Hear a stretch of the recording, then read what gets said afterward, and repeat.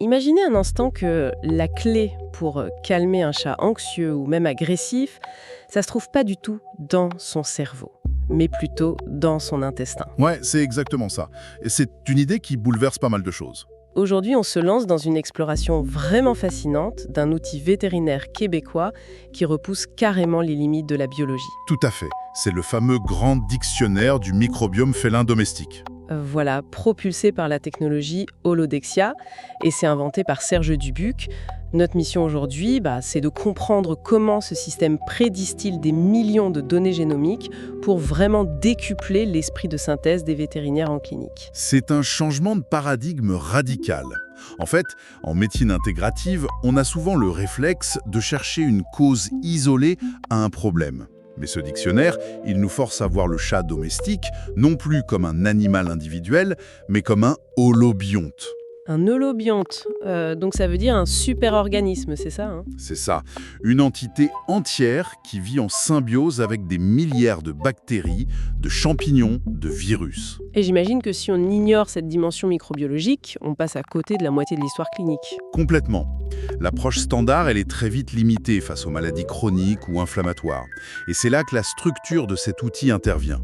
Il s'appuie sur 939 fiches bactériennes. Waouh! Ah oui, c'est hyper précis. Et classé selon la taxonomie NCBI 2026 en plus. Ce qui signifie qu'il intègre vraiment les toutes dernières classifications génétiques mondiales. Mais attention, l'idée c'est pas de fournir une encyclopédie illisible aux soignants. Non, bien sûr. Et c'est là qu'on utilise la navigation inversée. Moi, j'aime bien voir ça comme, disons, un GPS médical à l'envers. C'est une excellente analogie, ouais. Le soignant entre la destination, c'est-à-dire le symptôme, disons une mauvaise haleine très sévère, ou un déchaussement dentaire. Et ensuite, l'outil retrace la route métabolique complète. Il donne pas juste une liste de bactéries probables au hasard. Il cible directement la source du problème, non? Genre en identifiant des coupables microbiologiques. Exactement. Des bactéries comme Campylobacter rectus ou Parvimonas micra. Et le système détaille exactement comment elle crée l'inflammation. Une fois ce diagnostic moléculaire établi, la solution proposée s'appuie presque toujours sur la fondation de la santé, la nutrition. Donc, en gros, on modifie le carburant de cet écosystème. Voilà. Le dictionnaire compare concrètement l'impact de différents régimes sur l'équilibre de cette flore. Les sources opposent d'ailleurs le régime BARF, donc une alimentation crue basée presque seulement sur la viande, aux croquettes traditionnelles qui sont pleines de glucides et d'amidon. Mais le plus frappant pour moi, c'est que c'est pas juste une question de digestion. Ah non, pas du tout. Et c'est là que l'index nommé axe intestin-cerveau est incroyable. Il montre comment ces bactéries, quand elles sont nourries par un régime bien spécifique, agissent directement sur le système nerveux. Attendez, elles synthétisent des neurotransmetteurs, c'est ça? Des trucs comme le GABA ou la sérotonine. Tout à fait. Et ces molécules, elles voyagent ensuite via des canaux de communication comme le nerf vague, jusqu'au cerveau du félin. Ça module directement son anxiété ou ses comportements compulsifs. C'est ce qu'on appelle l'approche psychobiotique. Utiliser la gamelle du chat comme un vrai levier d'ingénierie psychologique et physique, je suis vraiment bluffée par tout ça. C'est fascinant, ouais. Mais du coup, si l'intestin peut reprogrammer le cerveau, jusqu'où on peut aller ? Parce que le dictionnaire aborde des concepts qui frôlent un peu la science-fiction. J'ai vu passer l'index d'électromicrobiologie ou celui des bactériophages. Ah oui, des sujets très pointus. J'ai vraiment besoin de comprendre le mécanisme. Comment des bactéries peuvent régénérer des tissus par des microcourants. Eh bien, il faut savoir que certaines souches bactériennes ont la capacité d'échanger des électrons avec leur environnement physique.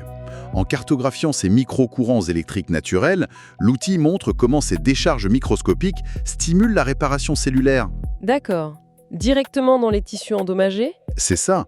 Et quant aux bactériophages, ce sont des virus qui sont extrêmement spécifiques. Ils n'attaquent qu'une seule famille de bactéries. Ah, donc c'est une stratégie redoutable pour détruire un agent pathogène sans toucher au reste. Exactement. Sans recourir aux antibiotiques à large spectre qui, eux, ravageraient tout le reste de la flore. Je dois avouer que ça me donne un peu le vertige, tout ça. Entre les échanges d'électrons, les virus tueurs sur mesure et les 939 profils génomiques. Je comprends, ça fait une masse d'informations énorme. Sachant qu'un vétérinaire a souvent moins de 15 minutes par consultation. Comment c'est humainement possible d'intégrer tout ça sans faire une overdose de données brutes ? C'est là toute l'ingéniosité de la technologie Holodexia. Son rôle central, c'est la prédistillation.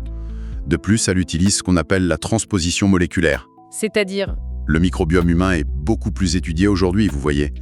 L'algorithme identifie les mécanismes métaboliques qui sont déjà validés chez l'humain. Et il les transpose aux voies biologiques similaires chez le chat. C'est brillant. Voilà. L'outil fait tout le tri en arrière-plan. Le praticien, lui, ne reçoit qu'une synthèse ultra ciblée. Prête pour la décision clinique immédiate. Ce qui ressort de tout ça, c'est que cette invention québécoise prend une masse d'informations biologiques insaisissables pour la traduire en levier d'action très concret. Oui, la médecine vétérinaire passe enfin de la théorie complexe à l'application clinique sur le terrain. Le soignant dispose d'une carte claire de la biologie interne de l'animal. On passe d'une médecine réactive à une véritable médecine d'anticipation. Absolument. Ce qui mène à une réflexion inévitable pour terminer cette analyse. Si une matrice arrive aujourd'hui à cartographier avec une telle précision l'écosystème bactérien d'un félin pour anticiper et traiter son anxiété par ingénierie métabolique, La question se pose pour nous, oui. à quand un dictionnaire similaire capable de reprogrammer intégralement la santé mentale humaine via notre propre écologie intérieure ?